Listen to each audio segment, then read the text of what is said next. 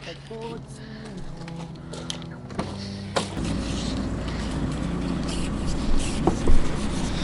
The further we went down the rabbit hole with this project, the more it made sense. It's a slightly more unconventional product for the purpose, but yeah, the North Sea is the coldest sea in the world.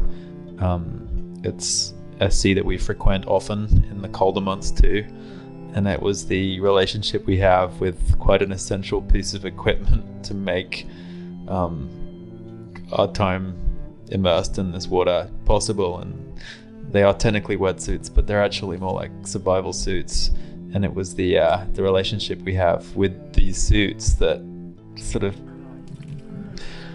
yeah, that love-hate. It was they can be a bitch to fit, put on, but actually once it's that obsessive, yeah, the fit, the wear, the stretch, the comfort, they're not important. It's like essential.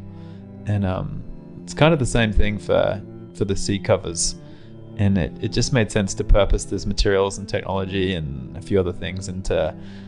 It doesn't seem to do it justice, but it's when you sit on one and use it, it's similar feeling. Just makes a lot of sense, and it's one of the prouder products we've got here at Stitches and Steel, the North Sea's seat cover.